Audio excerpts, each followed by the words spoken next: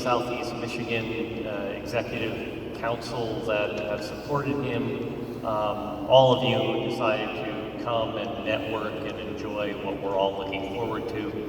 And the staff of this remarkable museum, I feel rather humbled because Louis Latimer, who is one of the very few African-American electrical engineers in the 19th, early 20th centuries, his plaque is right down here next to Coretta Scott King's.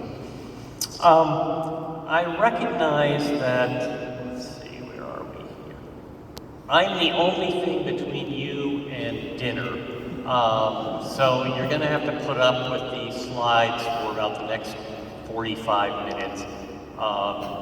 You can take notes, there will be a test afterwards, and we will proceed to go through just about approximately every 20 years from 1884 to 1984, and I'll explain why I don't go beyond that when we get there. To look at not quite a generation of what happens, but to see what IEEE members and their predecessors have accomplished that have obviously contributed to the world we're in today, both for better and for worse. I don't think we need to underemphasize. So let's go back to 1884, or is it 1884? Because the IEEE book, I don't know if anyone has seen the new 140th anniversary, wonderfully illustrated book by former IEEE Spectrum editor Glenn Sorpet. Highly recommend that you speak to a senior volunteer to get your copies. But even though it says it's 140 years, starting with 1884, and that's the foundation of the American Institute of Electrical Engineers, he actually goes back to James Clerk Maxwell in 1864. So if we do that, you might also go back to Michael Faraday, who in the 1830s was beginning to develop his own theory of electromagnetic lines of attraction and force, and building them into experimental devices. So if we go back to 1864 and make this 160 years of IEEE research, technology, innovation, we then go to the Royal Society in London, where Maxwell gave his first sort of public lecture on his effort to mathematically and physically resolve the great issue of the 19th century, which was unifying all these energy concepts they had. The whole notion of energy was a 19th century invention, and they had realized there is electricity, there is magnetism, there is heat, there are physical forces, and if we can unify these all together, we will solve the great problem of the universe. And that's what they're working on in the 19th century project. And Maxwell's the guy that gets you right up to the very edge of that until the American Michelson-Morley experiment shows there is no ether. But here he is in a quote in yellow in the Somerset House in the center of London, explaining this rather controversial notion that light and heat are connected to electricity and magnetism, that they're all unified mathematically according to various laws. So that comes out, he publishes a paper, people read it and go, and then he proceeds to spend about the next 10 years writing his big book in 2 volumes. I'm assuming some of you still learn this in your coursework at Oakland University or at Michigan State. Does anybody do Maxwell in school? 1 potato, 2 potato, 3 potato, okay, good. Keep at it, but what you really want to go to, let's get this right button, is Heaviside, right? You've gone to Heaviside. So when you walk around proudly on the East Lansing campus with your Maxwell's laws and it's got 4 equations, you realize you're insulting Heaviside because those are his vector calculus interpretations of the 20 equations that Maxwell laid out. So Maxwell was a super genius. Einstein thought he was the most important person since Newton. Richard Feynman said Maxwell's going to be the man who in 10,000 years people will look back and say that's what made civilization work. But he was Scottish, and as a Scot I kind of think I have some vague cultural resonance with this, but not necessarily mystical like in a Van Morrison Celtic way, but he wasn't terribly specific all the time. And his writing was hard to follow, his equations were hard to follow, he was building on other people's quaternions and other forms of concepts that nobody had really sorted out. And Heaviside is the one person in the history of electrical engineering up until the last generation who practically lived in his mother's basement. He actually lived in like an aunt's outbuilding on a very small pension provided by the Royal Society. Another brilliant guy, did not work well with others, but he's the one that understood the skin effect of electrical currents on cables, unlike the electricians at the UK post office who were in charge of cable telegraphy and telephony.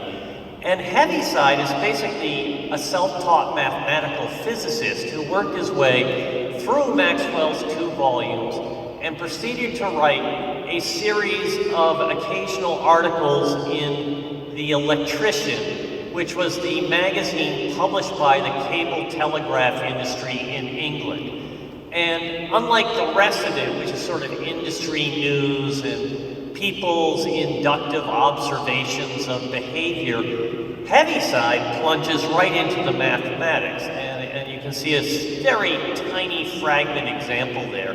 But you can also see him looking a little, with some irritation, at the plaque that has been put up in Glasgow or in Edinburgh, Scotland, that says Maxwell's equations, when he knows they're his.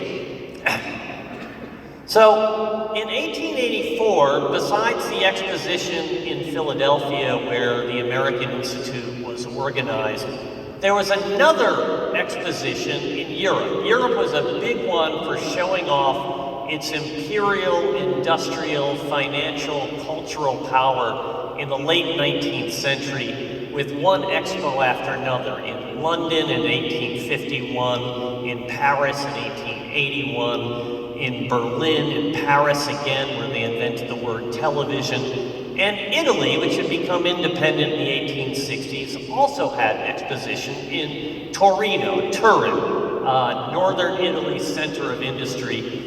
And in the course of that exposition, you had this guy, Galileo Ferraris, and you have to include the S. He's not the car guy, he's Ferraris.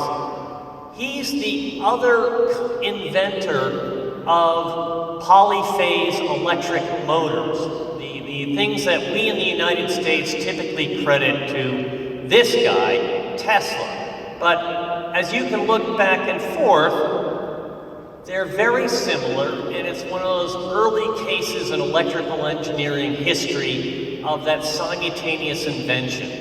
And it's another example of, if you see a problem you're really fascinated by and you believe is important, and today in a much more global environment than Ferraris and Tesla ever had to encounter, because now you literally have all of China, all of India, much of the Middle East, South America, Brazil, the BRIC countries, as well as the traditional imperial high-tech countries in the United States and Europe. Everybody's trying to solve that problem, which is why it's a race to the patent office.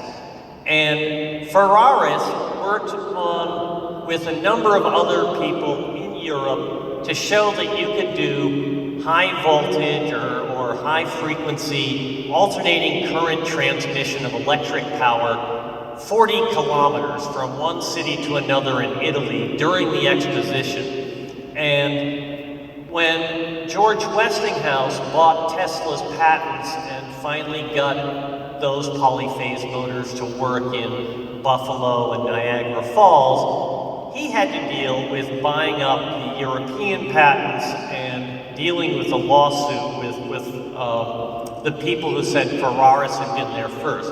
Ferraris was very much a nonconformist. He's one of those non-profit weirdos that believe that his information, his knowledge and understanding was a matter of public domain. It was like open access before there was open access. So he never patented his inventions for making these polyphase motors.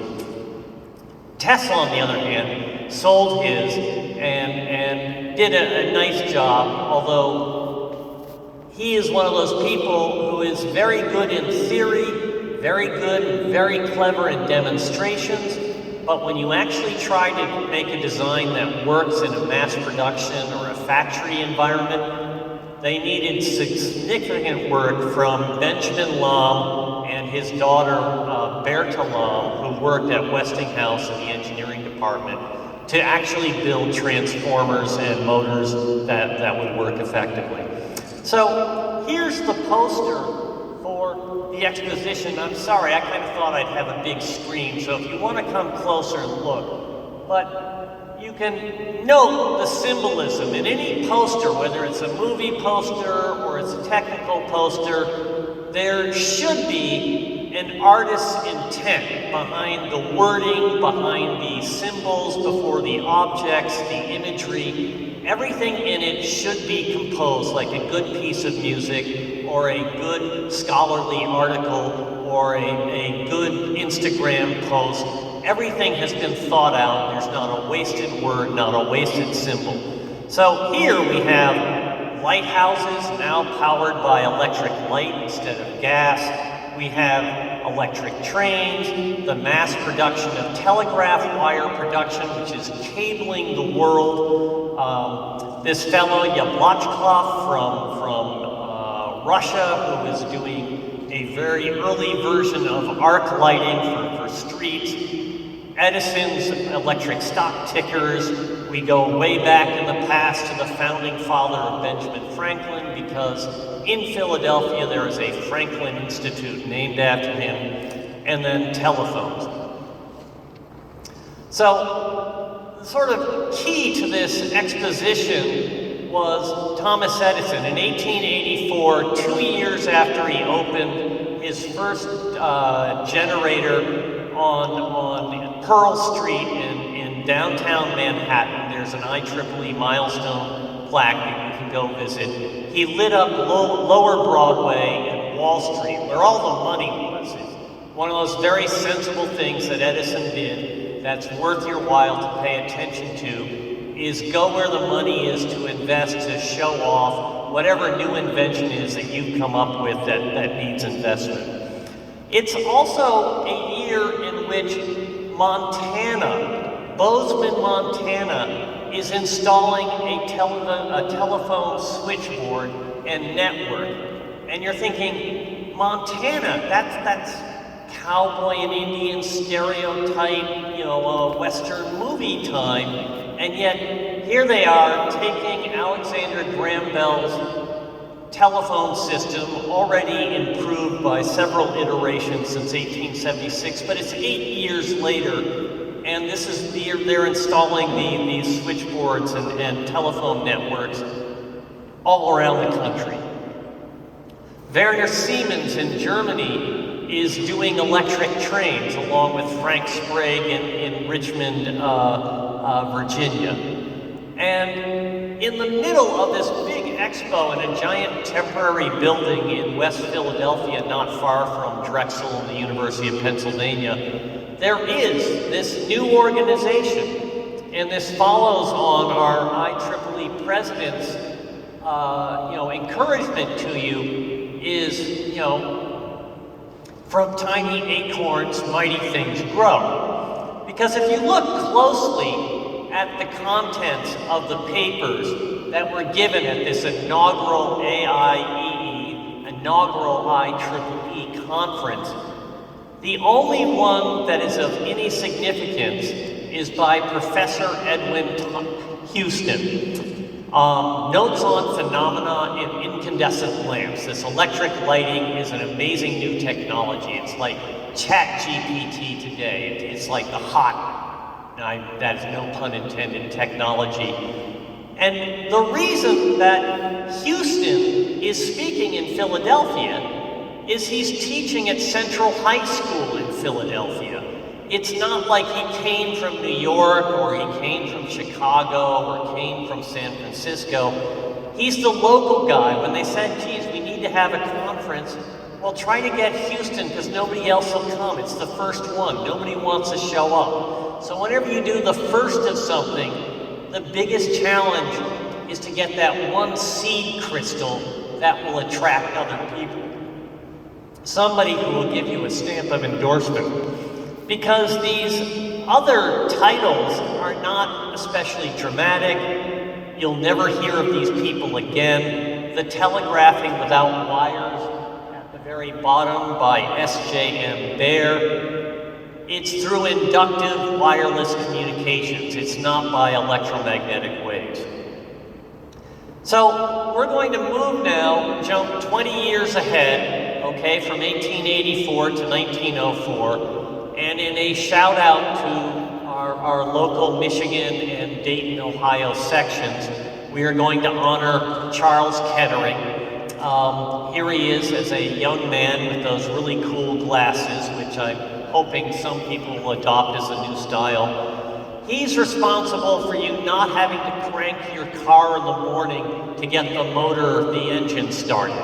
He got the electric self-starter that another colleague of his in Dayton worked around for another patent to do it for Henry Ford.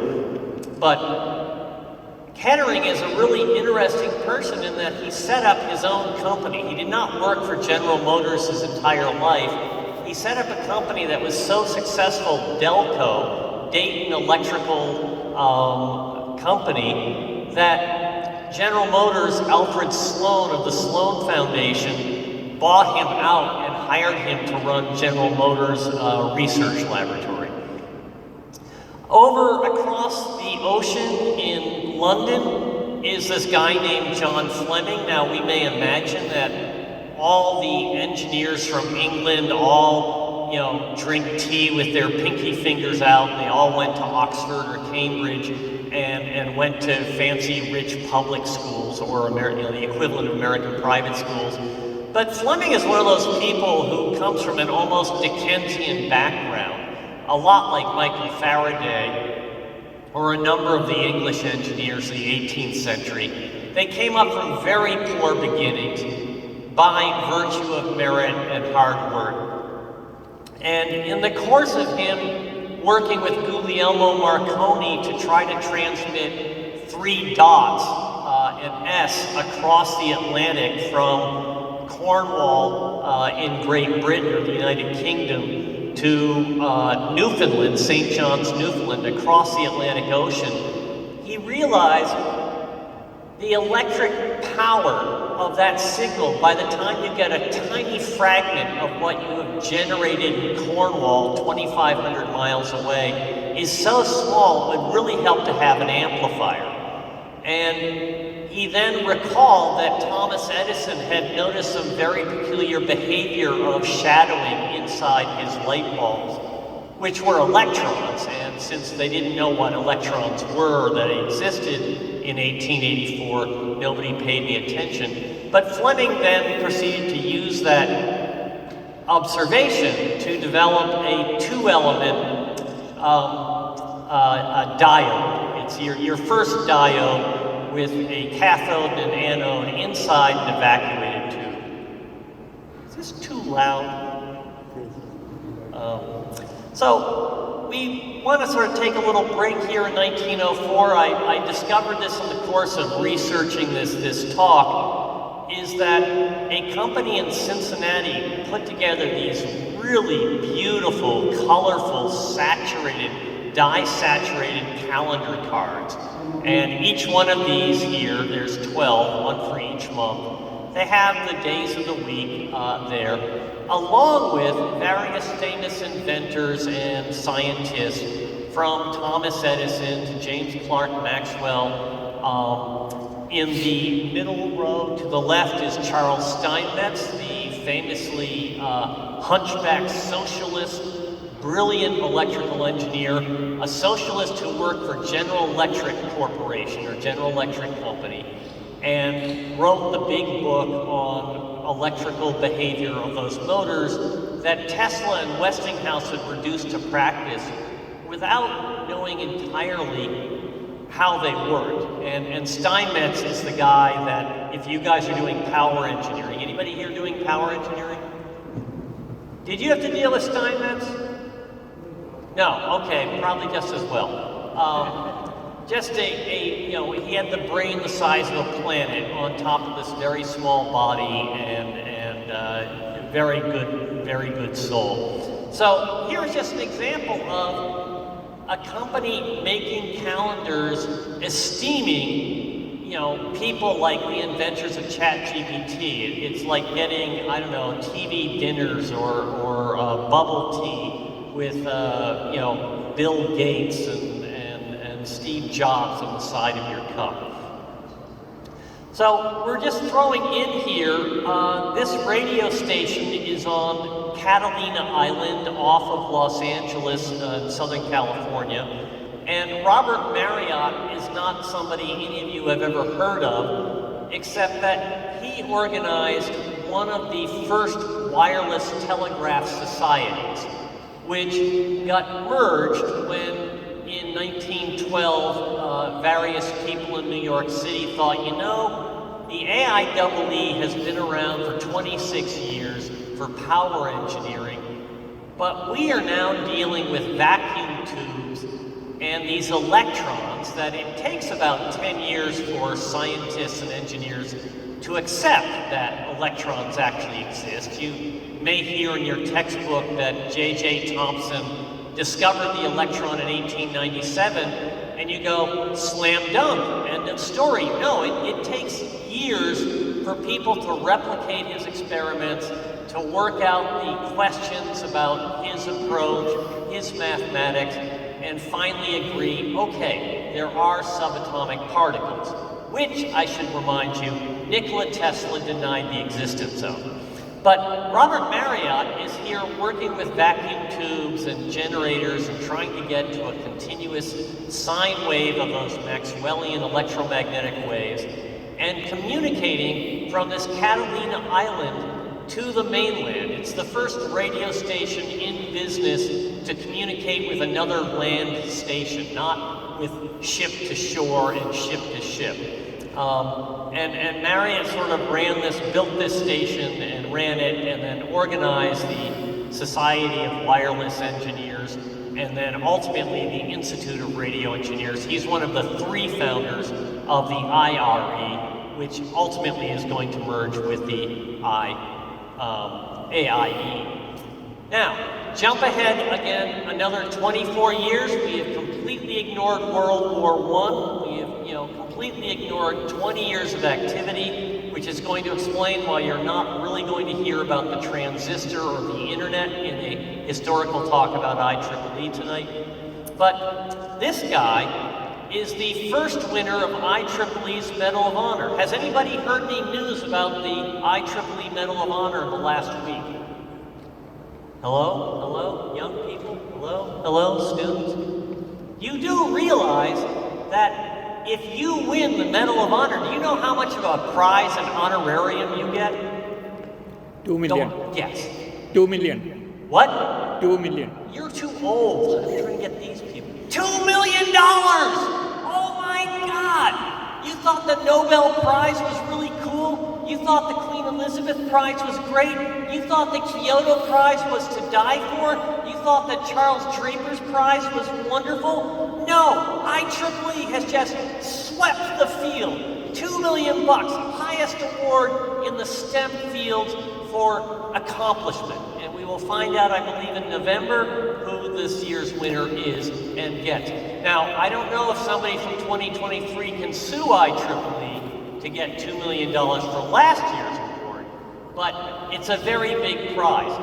This guy, his name is Edwin Howard Armstrong. He was the first recipient of the IRE, Radio Engineers Medal of Honor in 1917 when they thought, you know, he invented regeneration, the ability to take a vacuum tube, put it into a circuit, initiate a feedback, positive feedback loop, and amplify either a received signal or to amplify a transmitted signal. It became both a transmitter and a receiver depending on what you needed it for. And he did this while he was a senior at Columbia University in 1912. So he is a really smart guy.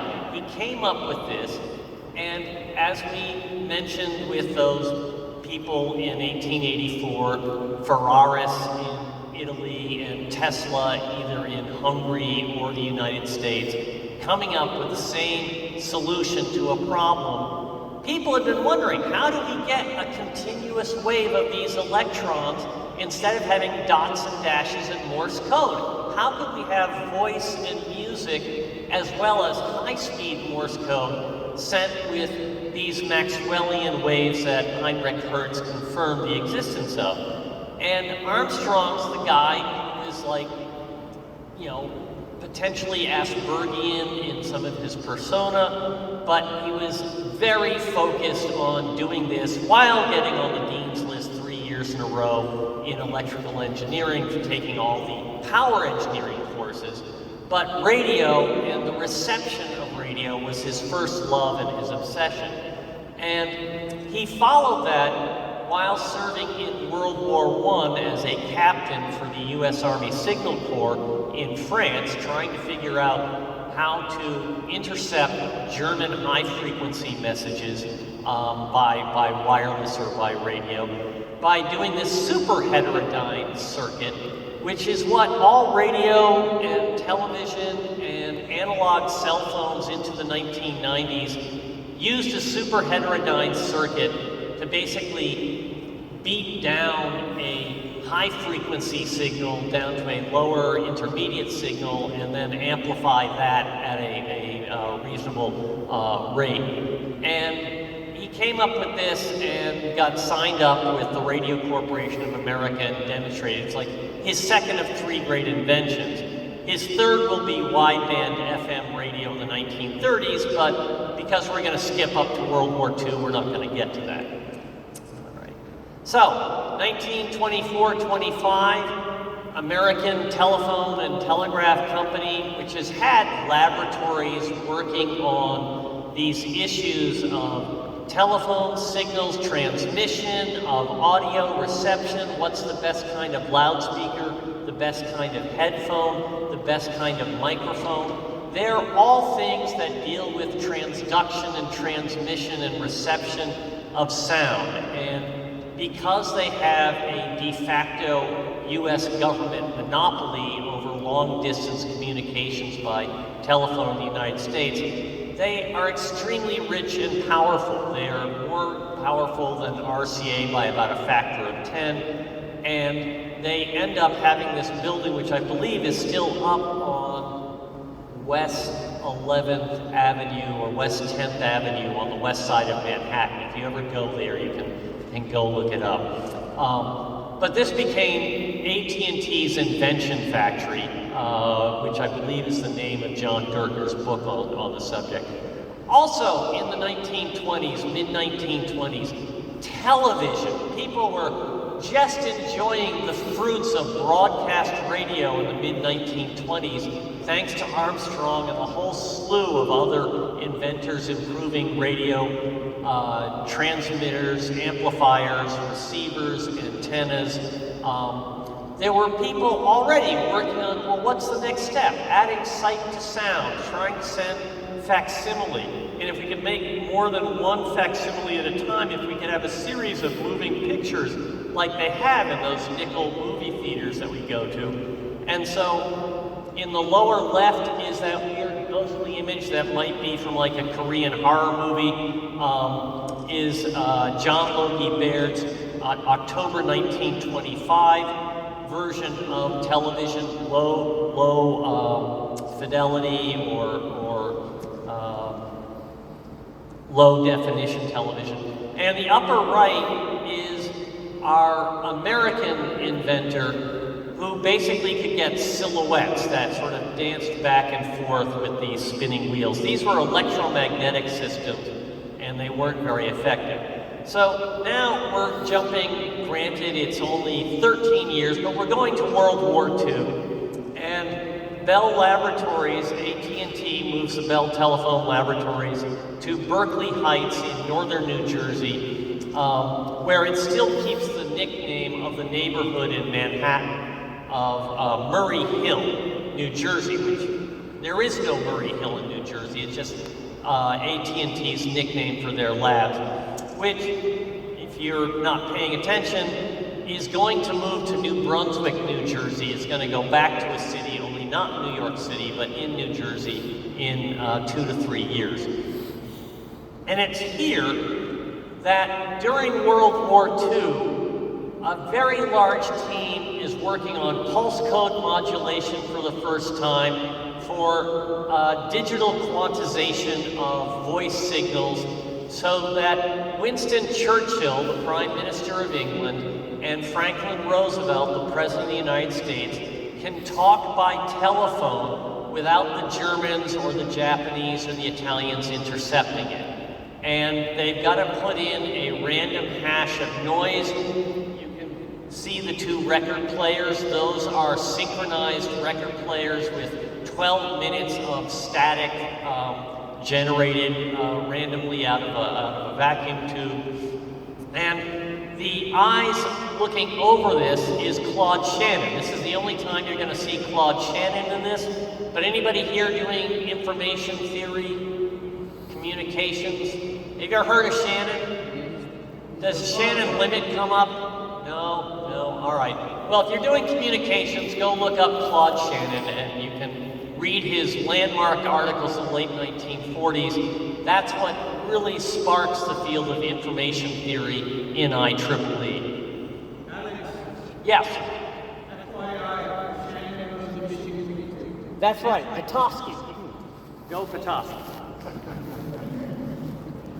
So, 1941, following up on AT&T, the Radio Corporation of America, which has the patent monopoly on all things radio in the United States, breaks ground on a building that is still there on Route 1 in Princeton, if you happen to visit New Jersey.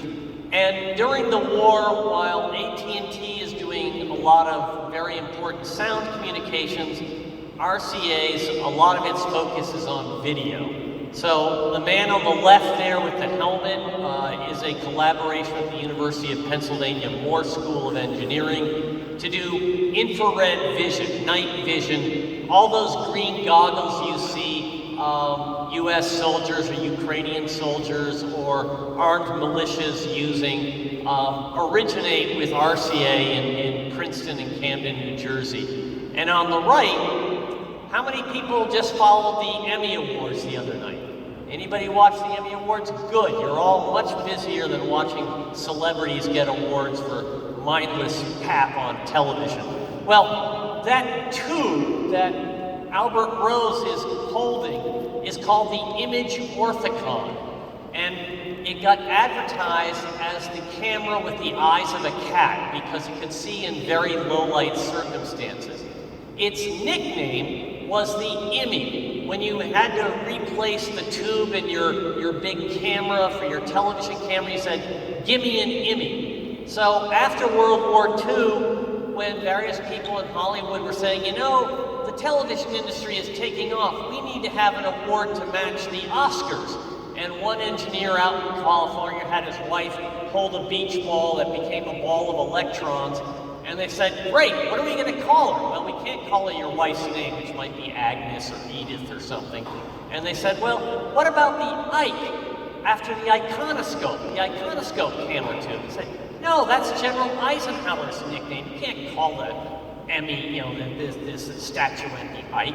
And they said, well, what about the Emmy? It's like, Emmy. So that tube is how the Emmy got its name. And if you're ever in New Jersey, you can appreciate that. So they put some of these cameras to work on some of the first TV-guided bombs that also ended up being remote-controlled drones that they had 1 and 2 propeller airplanes dropping explosives into Japanese aircraft. These kind of got replaced either by laser-guided or radar-guided, but these were used on a couple of targets in Western Europe. Over in Britain, you have an entire radar system. It's not just a cavity magnetron, which is doing gigahertz frequencies. It's how do you set up an entire system that is going to detect, work out the speed, velocity, direction, expected arrival time. How are you going to marshal your defense forces to counter that attack before it gets to London or Liverpool or whichever English city it is? And this was like systems engineering on a very large scale outside of the power industry. You also had Motorola, the Galvin company of Illinois, developing the so-called handy-talkie, which later became the walkie-talkie. And this was the AM, not FM, but the AM handy-talkie which you could carry. It didn't work, it had its limitations, but they made about 110,000 of them. So it was very useful for American and Allied forces to coordinate infantry with airplanes, with trucks and supplies and armored vehicles and so forth against the Germans. You also had, during this time, in Bletchley Park, just north of London, on a small estate, this is where Alan Turing is working, along with these women. And there's a very good book by a historian named Mar Hicks, M-A-R-H-I-C-K-S, in which she follows the observation that men in technology let women do things that the men didn't think were very important, like programming.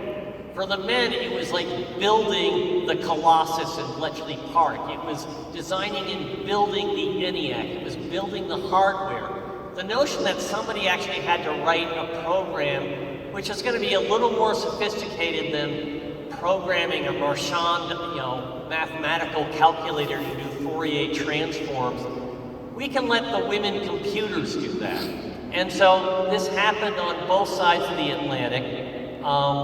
It turned into news that people could use because you were cracking the German codes and then very discreetly sending that information to your Navy so that the Germans wouldn't say, how come the American or the British planes keep showing up just when our submarines surface to get air?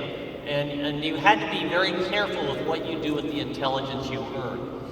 But the women are the ones who are left to, here, you figure out John von Neumann or Edward Teller has come up with an idea for a hydrogen bomb or an atomic bomb, and we need to understand the compression that's going to happen. Can you set up these equations, put it into this ENIAC with its 17,000 vacuum tubes and all of its plug switches and run it? And Kathy Kleiman has done a really nice history, including interviews with the 6 women who did program the ENIAC, which is well worth reading. So we are moving now 20 years. We have jumped past the transistor. We have jumped past commercial computers in the 1950s. We've jumped past information theory, and we've come to 1964, the first year of IEEE. And that's when IEEE was still a US-dominated organization. Vast majority of members were still in the United States, and you could have a giant honking meeting in New York City or Chicago or maybe San Francisco, and lots of members would show up. It's a bit like especially for you young people, if you get a chance as a section chair or whatever, go to the sections congress, because that's where IEEE from around the world meets in one place for like a week, and you'll get a lot of useful networking as well as exchange of ideas and so forth there. But this was what was going on with the IEEE show, which is the same year as the New York World's Fair. And you can see that the newsletter for the North Jersey section is encouraging its members to go into New York and check that out. At the fair, one of the big demos was Bell Labs and AT&T showing off the video phone. Remember video phones? Your grandparents ever show you their video phones? You went over to Grandma's house and she said, let's call up my sister because we both have phones with television cameras and displays.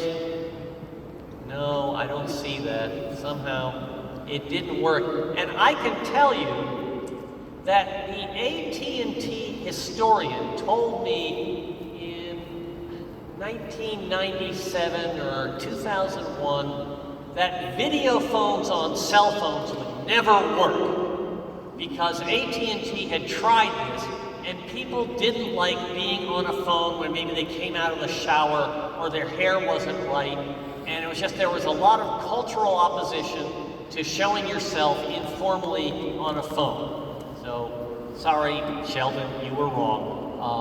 But AT&T did spend nearly $500 million on this project to develop video phones in the 60s and early 70s.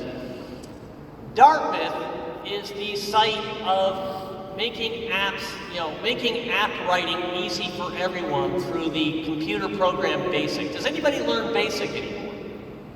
No, you guys are the old people. Does anybody over here learn BASIC anymore? No.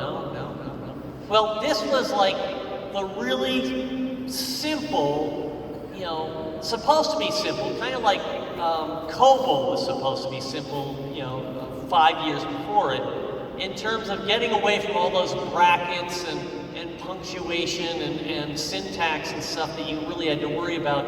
You use very basic words, to get log on, to log off, say, hello, goodbye.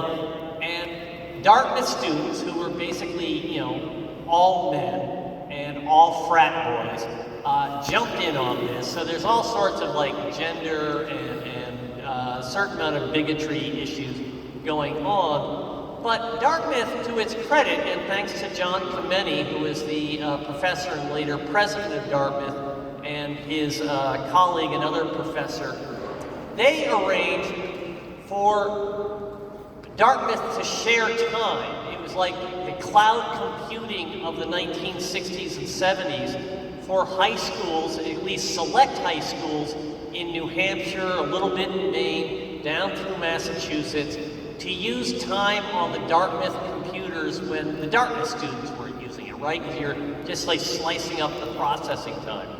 And so other students, again, largely male, could take over and practice playing Battleship on a teletype machine, which is really the way you want to spend your time on a computer.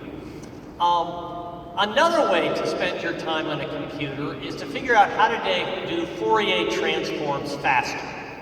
Does anybody have to do Fourier transforms in here? One potato? A few over here. Good, all right.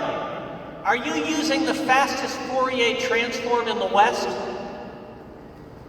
Google it. It's at Princeton. Download it, and you can do your Fourier transforms even faster than John Tukey of Princeton and James Cooley of IBM did back in the mid-60s.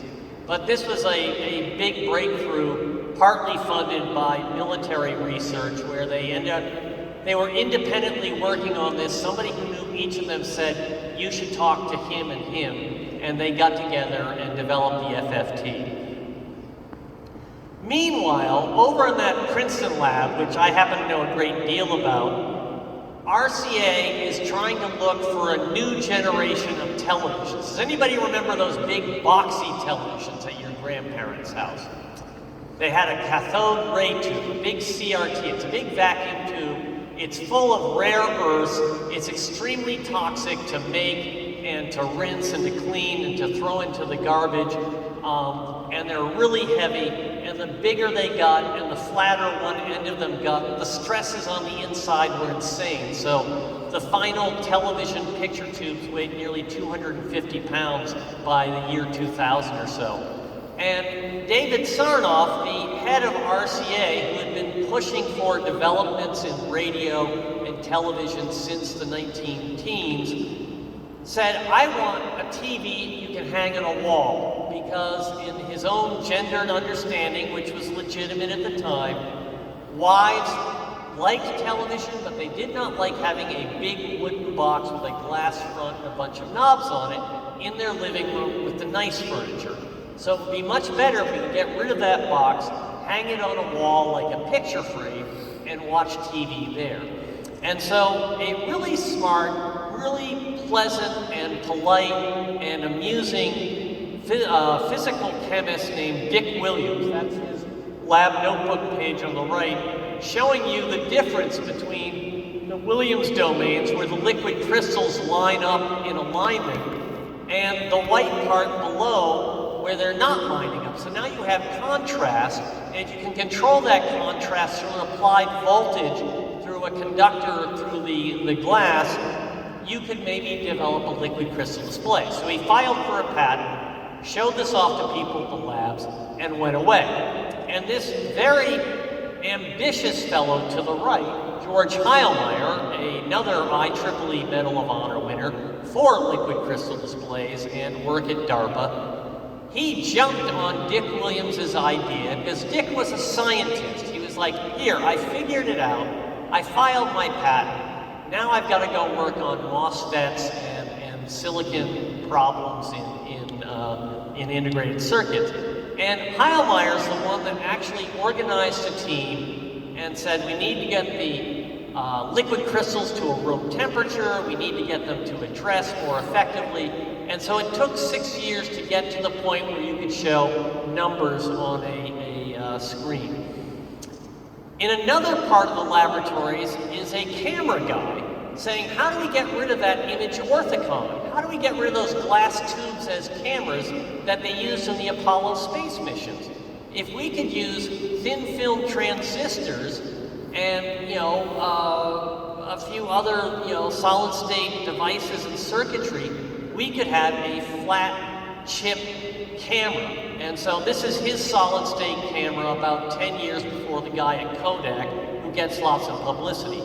Now, Weimer was trying to do video. He wasn't doing still pictures. And when Bell Laboratories came out with the CCD, the charge coupled device, he finally acknowledged that they were right and he was wrong. Now, anybody here doing object-oriented programming? Oops. Few oops over there. Was it tricky to learn after you learned other programming? You're nodding your head a little bit. My son, I think, had the same issue.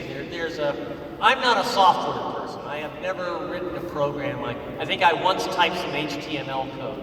But my son, when he hit the wall with object-oriented, it's like, ah! It's like, what's going on? And he had to have his head screwed on and rearranged to reconceptualize what the computer is doing. This started, guess the country that invented this.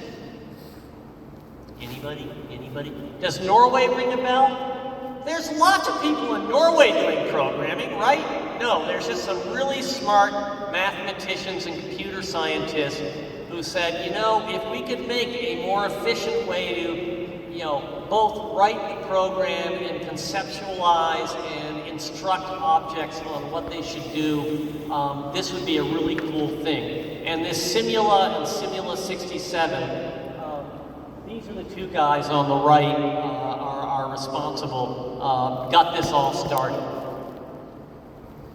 Meanwhile, IBM's not paying attention to that, and they already dominate the American and the world's computer industries. They actually have to step back from, say, Japan and China because they're too powerful, and foreign national governments do not want to lose their own internal capacity for making stuff if they let a foreign company come in and take over their business. There's no market for hiring people internally your industry is going to decline, a bit like the American chip industry, which is why we're trying to rebuild it right now. And so France, Japan, they continued to make their own computers, but IBM sort of had to juggle this.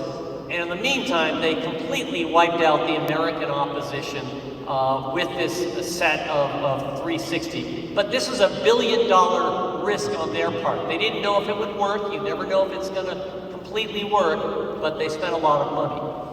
And does anybody follow Time magazine online anymore? Nobody even reads Time magazine. Nobody even gets the subscription. Nobody even gets the paper. Well, from 1923 to about, I don't know, 2010, they had this famous red-framed cover, and it would be a different cover every week, and they hired really cool illustrators. So this was the version of what the computer is doing to Western society in 1965. It's basically business computing, right? Chewing up these punch cards and so forth.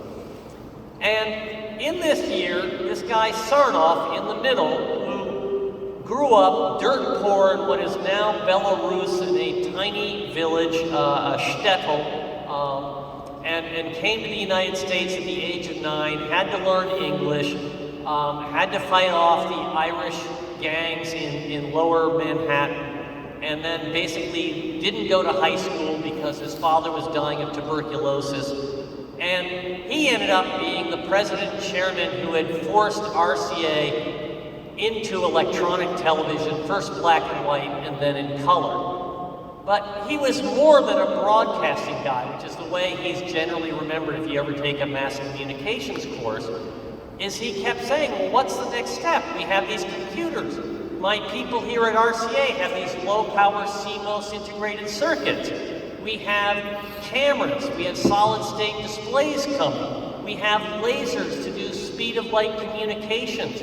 All of this is going to enable the miniaturization and handheld ability to talk to anyone, anywhere, by sight, sound, or written message by the end of the century. He knew he wouldn't be around, but you can see on the table in front of him, like the mock-up in 1960-64 of what the telephone computer of the future would be. He saw that fusion coming, unlike Steve Jobs or Bill Gates or anybody that tries to say they're a visionary today.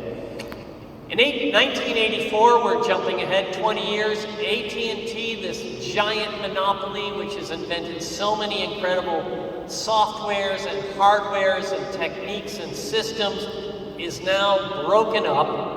It's recovered like at least 3 out of, or 4 out of these breakups since then.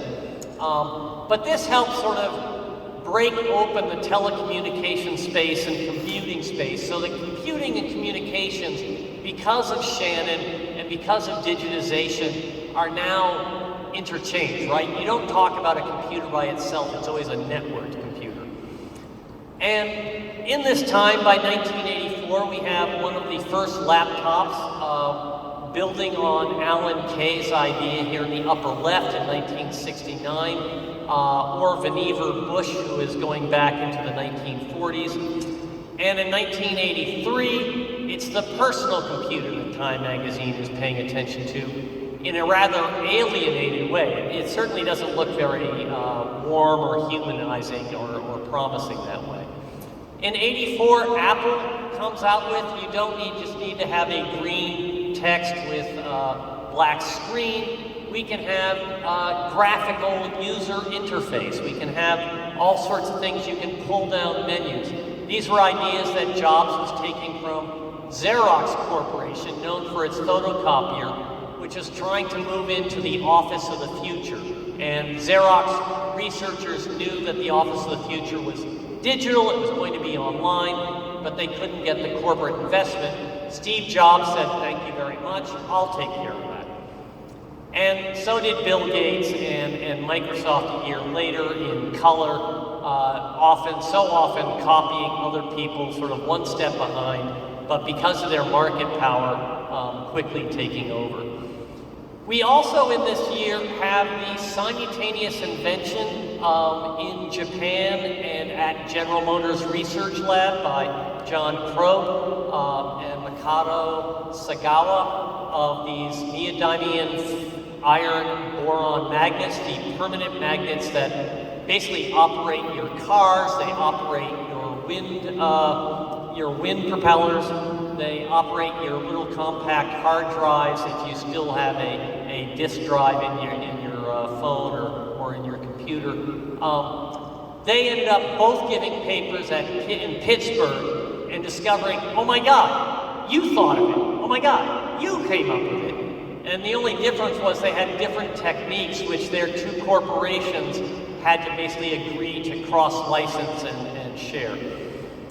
We're going to conclude here with the cell phone. I'm not going to go up to 2004 because as a historian, I tend to believe that the last 25 years, I at least don't have a historical perspective on the meaning or implications beyond what any sensible journalist or professional practitioner can offer you. So we're just going to close with Motorola's somewhat lonely effort to sell $3,000 cell phones to business people in their cars and to be able to do one of the first product plans with Michael Douglas in the movie Wall Street. Anybody here seen the movie Wall Street? Okay, if you haven't, go get it streamed, watch it online. It has a 90% high rating on Rotten Tomatoes and IMDb. It's well worth watching for the temptations of wealth and power, the corruption of money, and whether you will stay true to yourself, whether or not you have a very nice cell phone. Okay? So, is the best yet to come? On this side, yes or no? Yes. On this side, yes or no? Can I hear that louder? Yes. Can I get a witness? Yes. All right. Thank you very much.